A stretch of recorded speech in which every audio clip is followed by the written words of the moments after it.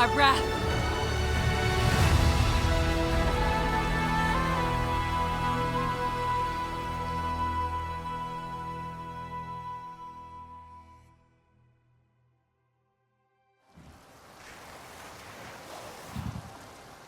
Secrets of the Spire is the What do you second think? DLC for Avatar Frontiers of Pandora, Yeah, I and like it. it is a lot of fun as long as you enjoyed the base game.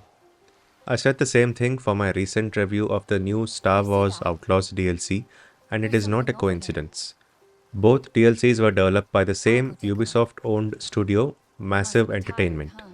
It's no small feat that See you two in a bit. teams within the same studio were able to release two high quality DLCs in the span of a week. Sadly, similar to Outlaws, Frontiers of Pandora also has been largely forgotten by the larger gaming community due to its average launch reviews. So, only a small portion of the people who bought the base game will actually discover this second DLC. And once again, Ubisoft's marketing team is partially to blame. There was no trailer or details on what to expect from this DLC until after the DLC was launched.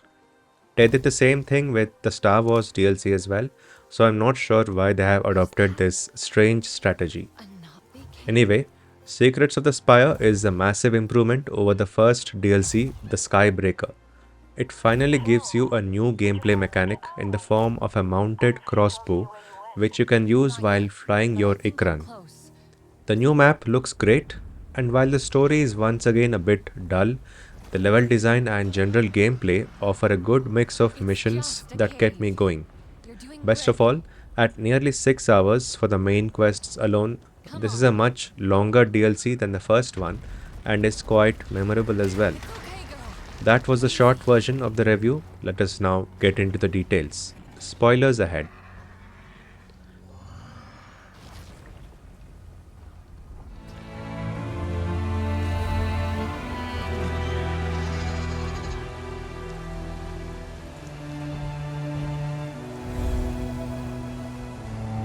Ever since they released The Division all the way back in 2015, Massive Entertainment has been proving with every single release how good they are at making visually stunning games.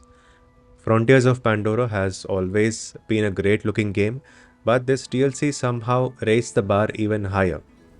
We do have to give a part of the credit to James Cameron's Avatar because it sets such a rich visual design for Pandora, and this game happily borrows from that design. Still, Massive has done a really good job in making sure that no matter what you're doing in the game, as long as you're outdoors, you're surrounded by something beautiful. We flew The towards performance of the game Mars. has improved significantly compared to the buggy launch of the first DLC. I faced no crashes or any frame drops on my Xbox Series X throughout the Sheltered game. from my past. As for sound and music, they continue to We be live equally good. in No solitude. standout tunes this time, although that's Because partially because there's a lot more action in this DLC, don't which make leaves me little sad. time to appreciate the music.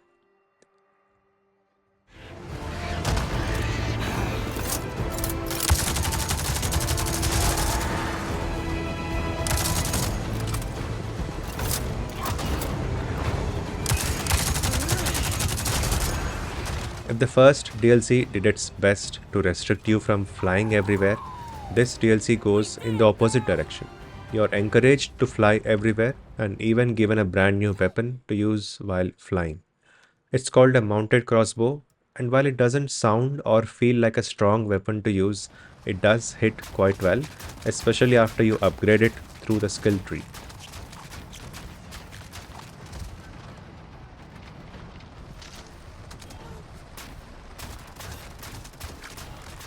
While it is intended to be used against flying targets, I had more fun using it against those annoying AMP suits who stood no chance against the crossbow. They even looked a little helpless, standing on the ground while I casually flew around and demolished them. That doesn't mean the enemy is quite weak. The Scorpion helicopters are all across the sky and can quickly shoot you down with homing missiles that you need to dodge constantly. Later in the game, you get better armor for your Ikran that can take on a few of these missiles head on. There's quite a bit of aerial combat in the DLC, including the final fight, which I won't spoil. The downside is that you never actually see the face of the final boss, which kind of feels a bit underwhelming. When you're not in the air, you're once again sneaking around RDA bases, hacking computers, and doing general electrical maintenance work. The SID hacking tool is back, and you need to use it a lot. I was never a big fan of this mechanic, partly because it feels out of place in a game about blue aliens. Yes, our character was raised by humans, but using human weapons and especially this hacking tool always felt out of place when playing as a Navi. While I was happy to get a longer campaign, there was quite a bit of filler. The stealth mission from the first DLC makes a return here, where you sneak around trying to eavesdrop on RDA soldiers. It just slows you down entirely and makes the middle part of the game a bit boring. Once you're back in the air, however, The the bombs are on a pace lower picks up level. I'm on my immediately. way now. Not sure I'll have reception down there, so expect radio silence for a while. Ah, young Sarentu. You finally found us. You knew I was coming? We Kamitiere see all who enter here.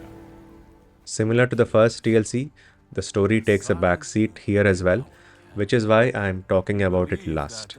You are asked to get in touch with a tribe called the Kametiri and bring them home along But with it you. was Mokasa. As usual, they have He their own betrayed us to problems the to Sky solve People and involving the laid down with me humans for their and ask you to plans. help.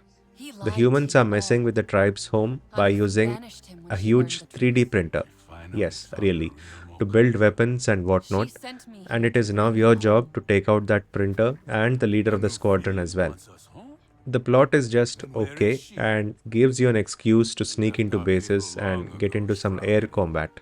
Sorrow. There are a few emotional moments along the way that I Some won't this is the spoil, only home but they on ever the whole, known. the story is largely To mediocre. return.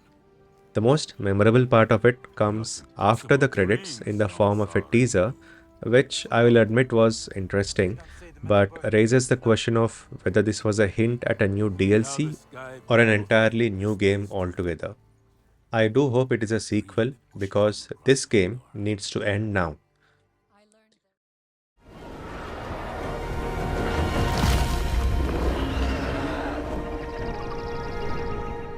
The reason I want this game to end is that there's simply too much good talent being used to make content that not a lot of people are interested to play. you knew I was Secrets of the coming. Spire is no doubt a good DLC, but not a lot of people are going to consider playing it, even if they might be generally interested in exploring a video game about the world of Avatar. If Ubisoft is actually developing a sequel right now, I hope they release it as a tie in for the next movie. That would be the best time to release an Avatar video game because that is when the core audience would be the most interested to play an Avatar video game.